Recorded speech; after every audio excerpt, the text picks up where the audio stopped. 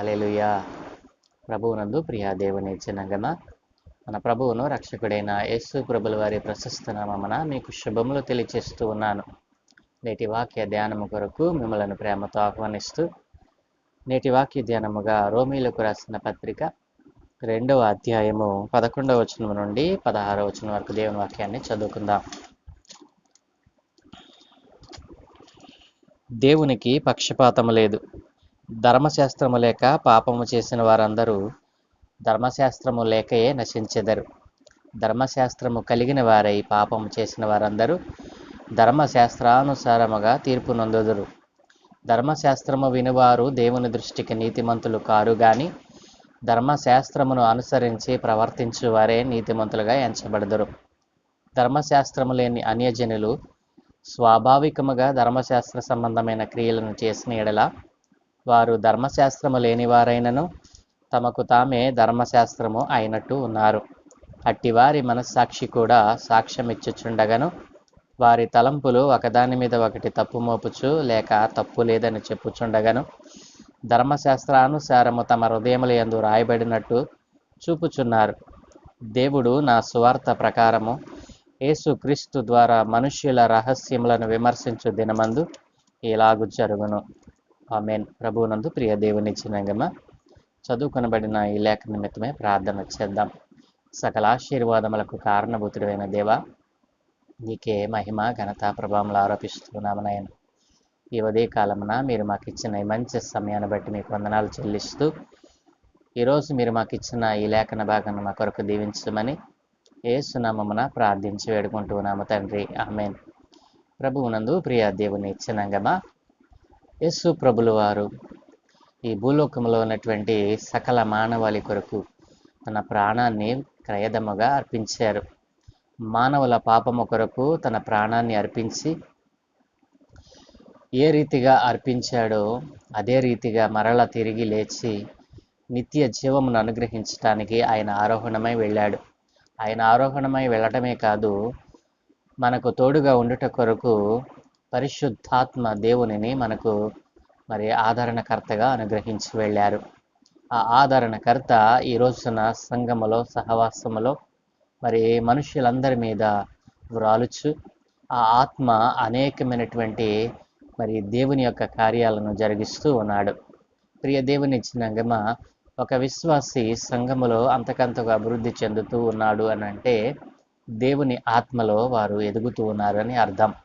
దేవుని ఆత్మలో ఏ సంఘం అయితే, ఏ విశ్వాసి అయితే ఎదుగుతూ ఉంటారో వారి జీవితంలో దేవుడు అద్భుతములను ఆశ్చర్యకార్యములను జరిగిస్తాడు.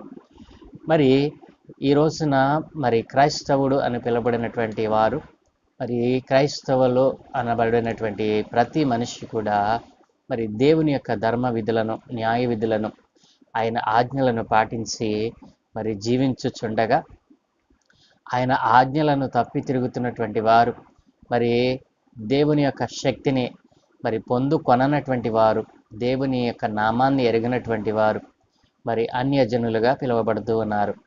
వారు దేవుని యొక్క నామాన్ని ఎరుగరు.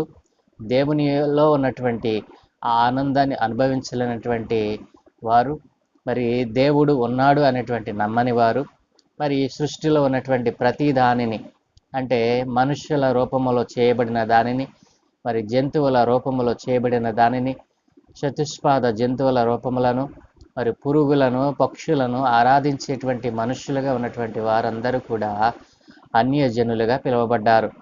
ఇప్పటికీ ఈ జాతి భూమి మీద ఇంకనూ ఉన్నది.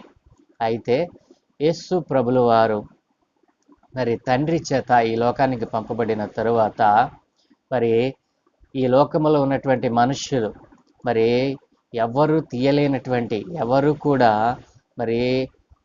దానిని లయపరచలేనటువంటి పాపములు చేస్తూ ప్రజలు దేవునికి విరోధముగా లేస్తూ వారి జీవితాలను వ్యర్థపరుచుకుంటున్నవారు, తమ జీవితాలను మధ్యలోనే ముగిస్తున్నటువంటి వారి కొరకు, పడి చెడిపోయినటువంటి సర్వ మానవాళి కొరకు, సర్వ మానవాళిని సరైన మార్గంలో నడిపించడానికి సృష్టికర్త అయినటువంటి దేవుడు తన ప్రియ కుమారుని ఈ లోకంలోనికి పంపించారు. ఆయన మనకు రక్షకుడిగా అనుగ్రహింపబడ్డాడు. ఆయన రక్షకుడిగా మన మధ్యకు వచ్చి మానవ స్వరూపాన్ని ధరించి మరి మానవునిగా జీవిస్తూ ఈ లోకంలో ఉన్నటువంటి మరి ఏ మలినాన్ని ఏ పాపమును అంటించుకొనకుండా మరి ఒక శ్రేష్టమైనటువంటి మాదిరిని మనకు ఉంచి వెళ్ళారు. యేసు ప్రభుల వారి జీవితమును మనం తరచి చూసినట్లయితే ఒక ఒక మచ్చ అయినా ఒక డాగు అయినా ఉన్నట్లుగా మనం ఎక్కడా చూడమండి. కాబట్టి మచ్చ డాగు లేనటువంటి ఆ గొర్రె పిల్ల రక్తము మరి పరిశుద్ధ రక్తమును మనకు అనుగ్రహించి ఆయన మన సకల పాపముల నుండి విడిపించిన వాడై ఉన్నాడు. కాబట్టి పూర్వపు ప్రజలు ధర్మశాస్త్రము కింద ఉండేటువంటి వారు ధర్మశాస్త్రమును అనుసరించి ధర్మశాస్త్రములో ఉన్న దానిని వినువారుగా ఉన్నారు, కానీ దానిని పాటించని వారుగా మారిపోయి ప్రజలు దేవునికి విరోధముగా తిరగబడ్డారు. మరి ఉన్నత స్థలాలలో అనేకమైనటువంటి నేను ఇందాక చెప్పినటువంటి రూపాలను ప్రతిమ స్వరూపాలను చేసుకొని ఎత్తైన స్థలములలో వాటిని ఆరాధిస్తూ దేవునికి విరోధముగా లేచారు. అట్లాంటి ప్రజలను ఆయన మరి రక్షించటానికి, వారి అజ్ఞానం నుండి వారిని తొలగించటానికి, వారి బ్రతుకులలో ఉన్నటువంటి ఆ యొక్క అపవాది సంబంధమైనటువంటి తలంపులను ఆచారాలను తీసివేయడానికి తన ప్రియ కుమారుని మనకు అనుగ్రహించాడు. ప్రియ దేవుని చిన్నంగమా, కాబట్టి ఇక్కడ లేఖనము సెలవిస్తూ ఉంది, దేవునికి పక్షపాతము లేదు. అది అన్యజనుడైనా క్రైస్తవుడైనా మరి ఎవరైనా సరే ఆయన చేతి ద్వారా చేయబడినటువంటి సృష్టే. మానవుడు మరి ఈ సృష్టి అంతటినీ కూడా దేవుడు నోటి మాటతో కలుగ చేస్తే ఒక మానవునిని మాత్రము తన స్వహస్తాలతో చేశాడు. తనలో ఉన్నటువంటి జీవాత్మను ఆయన స్వయంగా ఊదాడు. కాబట్టి ఈ రోజున మానవునిగా మనము మరి భూమి మీద మరి చలిస్తూ ఉన్నాము, జీవిస్తూ ఉన్నాము. ఆయన పెట్టిన ఆత్మ మరి ఆయన కొరకు పని చేయాలి కదా. దేవుడిచ్చినటువంటి ఆత్మను ఆయన కొరకు ఉపయోగించకుండా ఈ రోజున ప్రజలు స్వార్థపరులై పక్షపాతము గలవారై తమకు కలిగినటువంటి ధన సమృద్ధిని బట్టి మరి ధనము కలిగిన వారితోనే స్నేహం చేస్తూ దేవుని యొక్క ధర్మ విధులను విడిచిపెట్టి తిరుగుతున్నటువంటి వారితో దేవుడు ఈ రోజున మాట్లాడుతూ ఉన్నాడు. కాబట్టి ఆనాటి ప్రజలు ధర్మశాస్త్రాన్ని విన్నారు తప్ప ధర్మశాస్త్రానుసారముగా ప్రవర్తించలేదు. కాబట్టి దేవుడు అంటూ ఉన్నాడు, దేవునికి పక్షపాతము లేదు. ధర్మశాస్త్రము లేక పాపం చేసిన వారందరూ ధర్మశాస్త్రము లేకయే నశిస్తారు. ధర్మశాస్త్రము కలిగిన వారే పాపం చేసిన వారందరూ ధర్మశాస్త్రానుసారముగా తీర్పు పొందుతారు. కాబట్టి ధర్మశాస్త్రాన్ని పొందుకున్నటువంటి ప్రజలు ధర్మశాస్త్రానుసారముగా మరి నడిస్తే ఏ విధమైన దోషము లేదు, కానీ ఆ ధర్మశాస్త్రాన్ని కూడా ధిక్కరించి ఈ రోజున పాపం చేసినటువంటి వారందరూ కూడా అదే ధర్మశాస్త్రానుసారం కింద తీర్పులోనికి వస్తారని దేవుడు సెలవిస్తూ ఉన్నాడు. అలాగనే ధర్మశాస్త్రం వినివారు దేవుని దృష్టికి నీతిమంతులు కారు, కానీ ధర్మశాస్త్రమును అనుసరించి ప్రవర్తించు వారే నీతిమంతులుగా మరి ఎంచబడతారు. కాబట్టి ధర్మశాస్త్రం విన్నంత మాత్రాన నీతిమంతుడిగా తీర్చబడాడు. ఈ రోజున మనం ఆలోచన చేసినట్లయితే మరి సన్నిధికి వెళ్ళి దేవుని వాక్యాన్ని వినినంత మాత్రాన మరి నీవు పరలోక రాజ్యం చేరతావనేటువంటి గ్యారంటీ నీకు లేదు. నా ప్రియ దేవుని చిన్నగమ, అన్యునికైనా క్రైస్తవునికైనా ఒకటే విధి. నీవు దేనినైతే విన్నావో ఆ వాక్యమును స్వీకరించినటువంటి నీవు ఆ వాక్యానుసారముగా మరి ప్రవర్తించాలి, ఆ వాక్యానుసారముగా నడవాలి. అప్పుడే ఆ వాక్యములో ఉన్నటువంటి ఆ యొక్క ధన్యత నీకు లభిస్తుంది. కాబట్టి ప్రియ దేవుని చిన్నంగమ, ఎవరైతే మరి ఆ వాక్యానుసారముగా జీవిస్తారో వారు నీతిమంతులుగా తీర్చబడతారు. ప్రియ దేవుని చిన్నంగమ, ధర్మశాస్త్రం లేని అన్యజనులు స్వాభావికముగా ధర్మశాస్త్ర సంబంధమైన క్రియలను చేసిన ఎడల ధర్మశాస్త్రము లేనివారైనను తమకు తామే ధర్మశాస్త్రమైనట్టు ఉన్నారు. వారి జీవితంలో ధర్మశాస్త్రములకు సంబంధమైనటువంటి మరి దేనిని వారు తెలుసుకొనకపోయినా కొంతమంది ధర్మశాస్త్రానుసారమైనటువంటి క్రియలు చేసి వారందరూ ఎలా ఉన్నారంటే వారందరికి వారే ధర్మశాస్త్రమైనట్టు ప్రవర్తిస్తూ ఉన్నారు. ఇట్లాంటి వారు ఎవడుతున్నటువంటి వారందరూ కూడా ఈ లెక్కలోనికి వస్తూ ఉన్నారు. వారేంటో తెలుసా? వారు దేవుని యొక్క ప్రతినిధులుగా ఉన్నామని, మరి దేవుని యొక్క ధర్మశాస్త్రాన్ని, న్యాయ విధులను పక్కన పెట్టి వారంతట వారే ధర్మశాస్త్రముగాను, మరి దేవుని యొక్క న్యాయ విధులుగాను వారు చలామణి అవుతూ ప్రజలను మోసగిస్తూ ఉన్నారు. అట్లాంటి వారందరికీ కూడా మరి దేవుడు తీర్పులోనికి తెస్తాను అంటున్నాడు. మరి మరి దేవుడు అంటూ అన్నాడు కదా, వారి తలంపులు ఒకదాని మీద ఒకటి తప్పు మోపుచు లేక తప్పు లేదని చెప్పుచుండగాను ధర్మశాస్త్రానుసారము తమ హృదయములందు రాయబడినట్టు చూపుచున్నారు. వీరు ప్రజలను మోసపుచ్చడం, మరి ధర్మశాస్త్రాన్ని పక్కన పెట్టి తామే ప్రభువులుగా మరి తమను తాము ప్రకటించుకొనడం ద్వారా తమ జీవితాలను తమను విశ్వసించు వారందరినీ కూడా మరి ఆ యొక్క అపరాధంలోనికి, పాపంలోనికి నెట్టివేస్తూ ఉన్నారు. కాబట్టి మరి భక్తుడు అంటూ ఉన్నాడు కదా, దేవుడు నా సువార్త ప్రకారము యేసు క్రీస్తు ద్వారా మనుష్యుల రహస్యములను విమర్శించు దినమందు ఇలాగూ జరుగుతుంది. ప్రియ దేవుని చిన్నగమ్మ, ఈ రోజున ఇట్టి దినాలను మనం చూస్తూ ఉన్నాము. ఎంతోమంది బాబాలు అనేటువంటి వారు, మరి స్వామీజీలు అనేటువంటి వారు ప్రజలను సత్యము వైపు నడవకుండా, మరి సత్యము వైపు తిరగకుండా వారిని మభ్యపెడుతూ ఆచారము అనేటువంటిది, మంత్రము అనేటువంటిది వారికి తెలియకపోయినా వీరు పాటించకుండా మరి ప్రజల మీద బలవంతంగా రుద్దుతూ ప్రజలను తప్పుదో పట్టిస్తున్నటువంటి మరి జనాంగము ఈ దినాలలో కూడా మనం చూస్తూ ఉన్నాం. కాబట్టి ధర్మశాస్త్రానుసారముగా ప్రవర్తిస్తున్నామని చెప్పి తమ్మును తామే ధర్మశాస్త్రానికి అతీతంగా, మరి ధర్మశాస్త్రాన్ని కూడా పక్కన పెట్టి మేమే ప్రభువులమని, ధర్మశాస్త్రము మేమే అన్నట్టుగా ప్రజలను మోసం చేస్తూ తమను తాము మోసపరుచుకుంటున్నటువంటి వారు కూడా ఉన్నారు. కాబట్టి భక్తుడు మరి దేవుడు తన భక్తుని ద్వారా ప్రకటిస్తూ ఉన్నటువంటి సువార్త ప్రకారము యేసు క్రీస్తు ద్వారా మనుష్యుల రహస్యములను విమర్శించే ఒక దినముందండి. ఆ దినమున మనుష్యుని యొక్క రహస్యం అంతటిని కూడా ఆయన బయట పెట్టబోతూ ఉన్నాడు. కాబట్టి ఆ మహాదేవుని గొప్ప తీర్పు దినమందు నీవు దోషిగా తేలేవంటే నీకు నరకమే. ప్రియ దేవుని జనాంగమా, ఆ మనుష్యుల రహస్యములను విమర్శించేటువంటి ఆ దినమున నీవు నీతిమంతుడిగా తీర్చబడకపోతే నీ జీవితము వ్యర్థము. కాబట్టి ఇప్పుడే నీవు మేలుకొని, దేవునికి పక్షపాతము లేదండి. ఏ మనిషిని పట్ల కూడా ఆయన పక్షపాతం చూపేటువంటి దేవుడు కాదు. నేను ప్రకటించు నజరేయుడైన యేసు క్రీస్తు ప్రభుల వారు. ప్రియ దేవుని చిన్నగమ, ఈ రోజునైనా అసత్యములో నుండి మరి ధర్మశాస్త్రానుసారమైనటువంటి, ధర్మశాస్త్రము అని అంటే ఏమిటో తెలుసండి?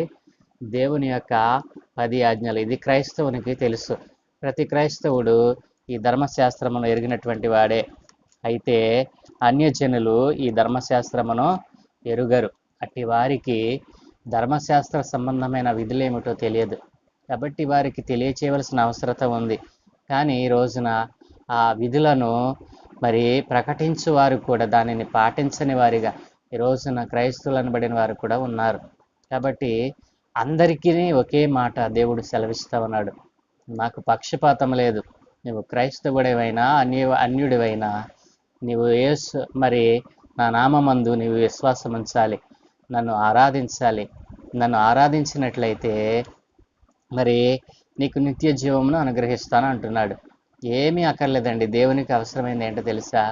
మీ హృదయంలో చోటివ్వండి చాలు. దేవుడు మీ హృదయంలోనికి వచ్చి మీ సమస్తాన్ని ఆయన నడిపించగలడు.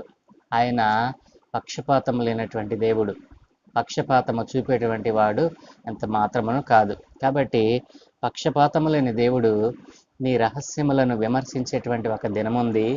ఆ దినమున నిన్ను నీతిమంతుడిగా తీర్చాలి అని అంటే ఈ భూమి మీద నీవు బతుకున్నప్పుడే నీవు నీతిమంతుడిగా ఎంచబడాలి. నీవు నీతిమంతుడిగా తీర్చబడాలి అని అంటే మరి సత్య మార్గమందు నడవాలి. సత్య మార్గంలో నడిచి సత్యవాక్కును అంగీకరించి సత్యవంతుడైనటువంటి దేవుడు ఎవరు, నిజదేవుడు ఎవరు, సజీవుడైన దేవుడు ఎవరు, మరి మనలను ఈ రీతిగా నడిపిస్తున్నటువంటి దేవుడు ఎవరు, మరి మాట్లాడే దేవుడు ఎవరు, మరి మనతో కలిసి నడిచేటువంటి దేవుడు ఎవరు, మనం పిలిస్తే పలికే దేవుడు ఎవరో మనము గుర్తించవాలనని ప్రభువు ఆశపడుతూ ఉన్నాడు. ఆ రీతిగా నీవు గుర్తించినట్లయితే రహస్యమందు నీవు చేసిన నీ ప్రతి పాపము నుండి విడిపించి నిన్ను పవిత్రునిగా మార్చి నీ హృదయాన్ని మరి శుభ్రపరిచి, మరి దేవుని యొక్క వాక్యానికి చోటివ్వని నీ హృదయాన్ని, నీ రాతి హృదయాన్ని తీసివేసి మాంసపు హృదయాన్ని నీకు అనుగ్రహించి దేవుడు నిన్ను నీతిమంతునిగా మరి తీర్చడానికి ఇష్టపడుతూ ఉన్నాడు. ఆ రీతిగా నీతిమంతుడిగా తీర్చబడి దేవుని యొక్క తీర్పులో నీవు నీతిమంతుడిగా ఎంచబడి పరలోక రాజ్యం చేరాలని ప్రభు ఆశపడుతూ ఉన్నాడు. మరలా చెప్తూ ఉన్నాను, నా దేవునికి పక్షపాతం ఎంత మాత్రమో లేదు. ఆ పక్షపాతము లేని మరి సజీవుడైన దేవుని నామమందు విశ్వాసం ఉంచి నిత్య జీవమును పొందుకోవాలని ప్రభు పేర మనవి చేస్తూ ఈ మాటలు ముగిస్తూ ఉన్నాను. దేవుడి మిమ్మలను దీవించునుగాక. ఆమేన్. ప్రార్థన. మమ్మలను మిక్కిలిగా ప్రేమించుచున్న ప్రియ తండ్రి, గొప్ప దేవా, మా మా తండ్రి, మీకు వందనాలు నాయన. ఈ ఉదయకాలమున ఒక శ్రేష్టమైన సత్యమును మా కొరకు మీరు ఏర్పాటు చేసి దానిని వివరించారు. అయా, మీ మాటలు విన్నటువంటి బిడ్డల నాయన, ఇదిగో ధర్మశాస్త్రము కింద నాయన వారు ఉన్నారు అనుకుంటున్నారు, కానీ నీ ధర్మశాస్త్ర న్యాయ విధులను వారు పాటించని వారిగా ఉన్నారు.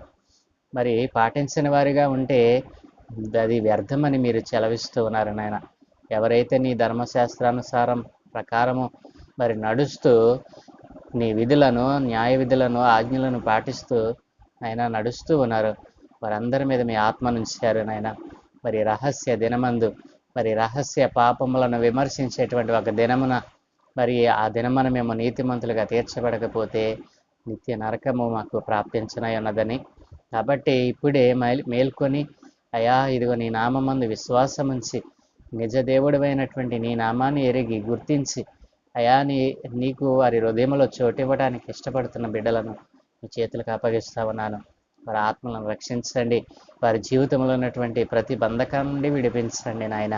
నీవు మాట్లాడే దేవుడు అని, సత్య స్వరూపుడు అని, అయా పిలిస్తే పలికే దేవుడు అని వారి గుర్తించి నీ నామందు విశ్వాసం ఉంచడానికి ఇష్టపడుతూ ఉన్నటువంటి నీ బిడ్డలందరి మీద మీ ఆత్మను కుమ్మరించి ఈ దినమందు చేయ పనులన్నిటి మీద మీ కొన దృష్టి ఉంచి మీ ఆత్మను తోడుగా ఉంచి మీ దూతల కాపుదలను గ్రహించి మీరే మహిమ పొందుకోమని యేసు నామమున ప్రార్థించి వేడుకుంటూ ఉన్నాను తండ్రి.